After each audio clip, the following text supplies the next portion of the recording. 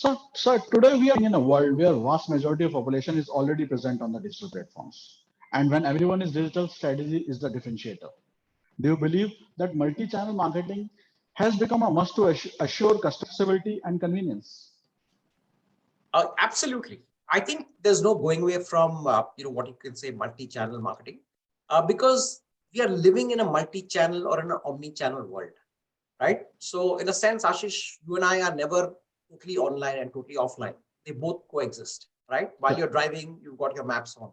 When you go to a store, you see an interesting book or something you want to buy, you'll quickly go and check the price on Amazon and Flipkart, right? So I think there's a realization that almost all consumers are omni-channel. You know that the smartphone penetration in India is about 550 million. So it's virtually anybody who walks into a shop today has some idea about your product, can do a price comparison. And therefore, that is a realization. In this context, I think, therefore, in terms of marketing, I think brands have to be present across media. So while digital is going to be mainstream, I think a little bit of the overall umbrella that you build for your brand, whether it's using print or television or outdoors, I think you have to create a little bit of an aura, right? Digital can always be the kind of last mile because people have their phones with them. But I think telling a brand story is more than just a digital metric, right? So therefore, I would caution brands that rely very heavily on vanity metrics, right? So you can't build a brand on the back of just good likes and retweets and such like. You still have to have a larger story. And if you look at some of the most successful brands in the last decade or two, right, ranging from a Cadbury's to, you see a Pidilite, the whole Fevicol story, and even more recent. I mean, I would say some of the most successful recent brands. I mean, the Zomatos of the world. I think they've built a nice brand story. They've been very sharp on digital, but they've also not been afraid to talk about and take stands on issues. I would say Zomato is a classic case of a brand that has kind of stood out and stood up for its delivery boys, has stood up when people have made unfair expectations of that they want a delivery boy from a certain community. So I think therefore brands have to recognize that in the omni-channel world, you've got to use multiple media. It has to be digital, but you also have to have other forms. And the speed and the empathy of your communication is what will make the big difference. Thanks, sir. Speed and empathy are the key points, sir. Yeah. Sure. So social CRM, which means to integrate social media channels into customer relationships management, is a rising that allow brands to create customer profiles based on their likes and dislikes. Right. How are brands using consumer information to build customer relationships? I think this is really an emerging space. Some brands are doing it exceedingly well. There are two big concerns here, Ashish. I think one, today consumers expect seamless relationships with brands, which means when I go to my favorite shopping site and let's say I choose a particular food item or a thing, I expect that the retailer or the e-commerce player will show me very similar products, right, with good price comparisons. So people expect that seamless thing. So your shopping becomes seamless and effective. At the same time, there's a very fine line between getting this kind of service and feeling that your privacy has been compromised, right? Yeah. So I like the idea of the seamless connectivity that some of the e-commerce players show me. At the same time, I also get a creepy feeling where, let's say, if I've talked to a friend on WhatsApp and we talk about, let's say, a quick holiday to, say, Rajasthan or Meghalaya, the next time I'm logging on to Gmail, I see an ad for, planning a holiday to Rajasthan or whatever. So I think there's a very fine line, but I think the balance that brands have to keep in mind is that it's great to give customers personalization. It's great to give customers customization. So therefore, you can literally target every consumer and give them a seamless, wonderful experience. But at the same time, to make sure that you are in no way compromising the customer's privacy. He should not be feeling that a lot of his data is being used by the brand. I think that is a gift. The other big watch out also in this whole attempt to customize and personalize communication is to resist spamming people, right? People have a threshold. I remember some experiences in the companies I work with. There's a lot of enthusiasm to reach out to the customer as frequently as possible, right? So let's say in HP where I worked, there was a feeling that should we reach out to a customer every week, every fortnight? I think smart companies will always space that out, right? There's Yeah. again a very fine line between communicating with the customer but spamming him, right? And the moment you reach an irritation point, or you get after him through SMS, through email, through calls, I think you run the risk of alienating the customer. So I think in the context of digital, I would say the big watch outs. One is provide seamless uh, solutions to your customer, make the whole transaction as effortless as possible, but don't compromise on privacy. And third is make sure that you don't over communicate or don't spam the customer, right? People have other things to do in life besides buying your product and responding to your brand. So I think keeping respecting that consumers like to be connected, to be contacted less frequently, I think is a very, very important part. Okay. Means that that thin line between spamming and communication need to be always clear. That is the Yeah, most as a important thing. business, you always want to reach out. So, you'll always have pressures from your different groups saying, let's send out a mail. I think somebody has to play the customer champion at the business level, saying this is what is not going to be, respectable. Or for example, having a call center call people at odd hours or call them on a Sunday afternoon. I think those are things that brands have to build their own cadence, saying these are lines you will not cross. Okay, great point, sir. So there is nowadays a buzzword called social media influencers. Sure. What do you think that what is the role of social media influencers in digital marketing strategies? Do you think brands are using such influencers to create relatable content also? I think it's a very positive trend, Ashish. And the reason I say so is that influencers are a realization or a reality of the digital world. Uh, Most of us will attach a lot more credibility from friends, families, and people we know and trust, right? In a sense, influencers are the kind of modern form of what we call word of mouth, right? Let's say 10, 15 years back, if you want to go on a holiday or buy something, you typically contact a friend, somebody who's been there, you'll get a reference. Yeah. Today, in a sense, social media influencers are kind of providing that network. It's like crowdsourcing information. And within the category of influencers, I think what's emerging is what they call the micro influencers. These are kind of very small people with, let's say, followings of 1,000 to 5,000, who speak with authority on certain subject matters, right? So somebody could be an expert in mobile phone, somebody could be an expert in AI. And I think, therefore, they have a good, strong, credible following. So I think at one level, it's a very positive trend. And, there is widespread growth. At the other, I think there is also a little concern that some of this is very commercial, right? So it is very difficult for a consumer to distinguish between somebody who's a paid influencer and somebody who's actually sharing his own product experience, right? And in the old world of advertising, that when you saw Amir Khan or Deepika, that they were being paid money and therefore they were saying this, buy this car and buy this AC. In the influencer world, that is not so clear. Now, I know there have been some guidelines and attempts to make clarity. I think that is a little bit of a gray area. So a lot of consumers may be influenced unwisely on certain things. So there's a little bit of a watch out. But in general, I think it's a positive trend. I see a lot of brands adopting it. And I think the best strategy for brands is to continue to do, shall we say, large scale advertising as they do at one level, and then use influencers to further solidify and consolidate the message. And specifically when it comes to categories like consumer durables, mobile phones, where people want to understand user experience, I think their influencers can play a big role.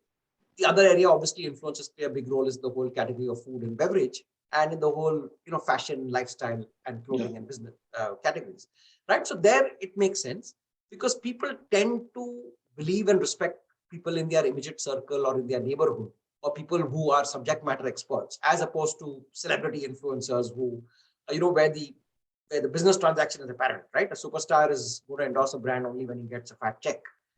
With the influencer, that's less likely, or the value is much smaller, but there you can get real insights into your product.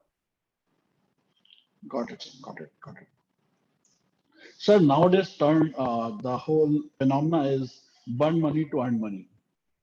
A recent report showed that Indian startups spent more than $15 million to only on advertising. What is the approach you would have taken if you were in this avatar today? Does spending money assure visibility? I'm in that sense, not entirely convinced. I still believe that the core to a good business is, having basic business economics in place. I do understand that a lot of businesses will have a 3 to 5 year runway where they say that until we reach a certain scale, it will not be possible to be, say, cash positive, right? So there will be a 2 3 year period, and that I fully understand. But I think this extreme hockey stick nature, which is literally, before you get your first, you can say 5 crores in revenue, you start spending 50 crores. I think that is a little risky as a proposition. Now, I do understand that there have been cases. I understand that Amazon took 16 years before they made their first bit of profit, or LinkedIn never really made an operating profit before they got acquired by Microsoft. So there are cases of that sort. And years of a lot of early stage startups that have got picked up before they turn profitable. Flipkart, for example. Yeah. Having said which, I think my belief is that it's good to have a clear business proposition. Decide on the journey that you're going to take 2 3 4 years before you turn profitable, and then certainly scale up, because in a D2C brand, a direct to consumer brand, you want that consumer visibility, right? And a lot of that you will not be able to afford when you're in the early stages. So you will do it out of borrowed funds, out of VC capital, and so on and so forth. But I think this hugely exaggerated, 5 crore revenue and 500 crore spend, I think is something that is fraught with risk. And, clearly there will be a few that will fall flat. On the positive side, I do recognize that a lot of this money is private equity and venture capital money. So in a sense that, it's not going to impact, kind of pure, poor investors. It's going to be slightly high impact. But I think it's still a very watchful trend. And I'm not of that belief that you burn money. I think you certainly will spend ahead of the curve. It's important to build a brand and gain visibility. I think the pacing has to be slightly more mature. It should not be like firing in the air. So I don't believe in the shot in the dark. I think you should have to calibrate it. You should know that if my revenue is going to move from 5 to 10 crores, and for this, if I may need to double my marketing spend, it makes sense. But to go completely off the charts, to my mind, is a little bit of a risky strategy. And I'm not entirely convinced. And the startups I work with, I don't really kind of push them on that strategy. Great point, sir. So as you mentioned that you are in touch with a lot of startups also. So it says that when everything goes complex, keep it simple. How do you break down a simple yet effective digital marketing strategy for a startup aiming to build a brand? Great question, Ashish. I would say the first rule for a lot of the startups is to really define your position, right? What is your proposition?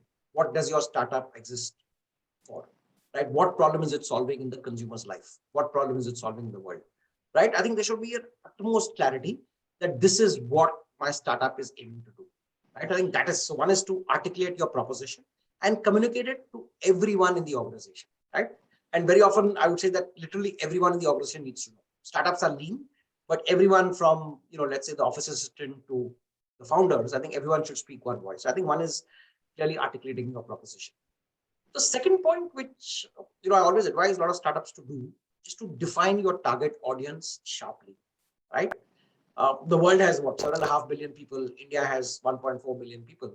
I think until you sharply define that this is the set of 1 million people or 200,000 people I'm going to speak to, you're always going to be very confused. So I think it's important to sharply define the customer segment, right? If I'm in the fund space, then I'm talking to a set of 200,000 high net worth individuals, right? So until you know who your audience is, your content and messaging will never be very clear. So I think, so one is articulate your proposition, two is define your target audience very sharply. Thirdly is to craft your message so that it resonates, right? How you speak to a CEO or a CXO is very different from how you speak to, let's say, a 19-year-old, right? And therefore your messaging and who you use, whether it's influencers, whether it's a kind of brand ambassador, or the tone of your language has to be very appropriate. The fourth point that I would say to everyone who's kind of looking at a good digital marketing strategy is to tell a story, right? Your marketing strategy cannot be built just on likes, retweets, shares. You need to have a little bit of what is the brand proposition. And ideally that story is told in an emotional manner, people tend to connect with it, right? I always say that, when we never watch advertising, right? Advertising is an interruption. We are watching a movie, we are watching our favorite sport, cricket, whatever. Until your advertising is exciting, then people want to stop and watch it, right? So it's important to tell a story which entertains, which brings a smile to people's face. And even in a 30, 60 second, you can do it. We've all seen these wonderful commercials, 30 seconds, 60 seconds to tell a story. So I think telling a story is important because it builds an emotional connect with the consumer, and therefore he wants to watch it. And the last point that I always say critical to digital marketing strategy is avoid the trap of vanity metrics. I've been through many, many presentations when, there's a slide saying, we put a YouTube video, we got 2 million views. I think a lot of those views are, exaggerated, and today there are bots and various things. So I think don't go purely on just those numbers until you actually have a good brand story that goes out, even if it's to a limited audience. I think that's far worthwhile than having these crazy, 1 million views and, 2 million likes and all that stuff. But a lot of people today are going down the route of vanity metrics. And I would say that is a big step to be very careful and to be cautious about. So you need to stay away from vanity metrics and look out at actual things what's happening. Yeah, and focus on your target audience. You cannot speak to the whole world, right? You cannot afford it. So target audience need to be defined. Great insight, sir. Thanks a lot. Sir, you come from a diversified experience background, right? From a beverage brand to working in the telecom industry, followed by being the head of marketing for a Fortune 500 company. You have an understanding of how brands are built across industries. What advice would you give to a founder when he wants to build, create, and then market a brand? I would say a couple of things, Ashish. I would say first is a co-founder should clearly understand what problem are they solving, right? So what is basically your proposition? What problem are you solving? Will someone pay for it? Right? The kind of business terminology for this is product market fit. So I think as much time as possible you spend trying to understand what role is your product going to play in a customer's life. What problem are you solving? What kind of price will a customer pay for it? I think that's when you really need to get your product market fit. So I would say the first rule for a founder is to really understand his product market fit, saying that, do I have a great product, great proposition? Will a consumer pay an appropriate price for it? And that's rule one. The second point I always say for a founder when he wants to build a brand is be very careful about your co-founders. Who else are you going to get in your initial team? I think that is the very critical phase, right? The first 6 months, the first 1 year, when you build a core team, I think there should be 100% trust, transparency, and clarity. There could be differences, but as long as there's a trust and there's a relationship, that's important. So I would say who you get on at the early stage, your co-founders, and including when you get after angel investors, is to always look at the value that a person can bring, not just at the money, right? Because if you get a sharp proposition and a great product market fit, the money will come. I think initially it's really about the value you bring. My third kind of benchmark on this for a lot of them is to really look at building something for the long term, right? You have to go on with a vision that you're going to build the next Google, right? It might sound, very, very ambitious, but I am very wary of founders and startups which are saying that 2 years before we can exit, right? That to my mind doesn't give the commitment and the passion, right? You really want someone who believes that he can build a company for the long term that in due course will get listed and will, let's say, grow into be a giant global company, right? You need to have that vision and the passion. I think that is absolutely essential. And I think the last point that I will underline is the need to benchmark whatever you do with the best in the world. And the reason I say so, Ashish, is unlike, again, 15, 20 years ago, today in the digital world, people expect best in class. If I'm used to, using Amazon as my e-commerce or Flipkart, tomorrow if a new e-commerce comes with a compelling proposition, I would expect the same customer experience, the same ease of navigation that I get from a world-class player like Amazon, right? And therefore, increasingly in the digital world, people's expectations are uniform, right? I will not make allowance saying that I am migrating to a small local startup and therefore my customer experience will be different, right? I need 5 clicks before I make a purchase. If I do it in 3 clicks with Amazon, then I want the new company to also give me a free click. So you have to benchmark with the best in the world, right? And that means getting quality technology inputs, right? So you might have to, get world-class kind of CTO quality work. It might be outsourced for now. You have to ensure that you are able to, get, let's say, the best kind of cloud backup, right? Whether it's working with AWS or Azure or whatever. So I think benchmarking with the best, assuming that your startup is never going to be bound by one geography, it's not going to be a one city specific. The world is an open place. Yeah. I think anyone who builds a startup, to assume a world proposition is something that I would believe will succeed in the long run. You cannot build a piecemeal, local only setup. Great, great insights, sir. So, just any closing thoughts for audiences who are listening, going to listen this whole podcast about what they should do? Any closing thoughts on you as an I would experienced say two person? things. I think one is, be passionate about what you want to do, right? Until you don't have, there's an old saying that saying, if you enjoy what you do, you don't have to work a day in your life, right? So I think one is to be absolutely passionate and committed to what you do. I think that's the best part of let's say working in the startup ecosystem. And the second, I think, is important to realize that there is a world outside work, right? So I'm a big believer in passion and work. But I think people need to know when to draw the line and devote time to what's important to them, whether it's family, whether it's personal pursuits, right? Your health, your sleep. I think it's important. So I would just say that this is a very exciting stage, specifically in the context of India. There is a great growth potential. India is going to be literally the kind of startup capital of the world in the next couple of years. Opportunities are huge. Funding is huge. So go out, be passionate, do the best you can, but at the same time, watch out and take good care of your health. Thank you very much, sir. Thanks for your input. Thanks a lot. Thanks, Ashish. Wonderful.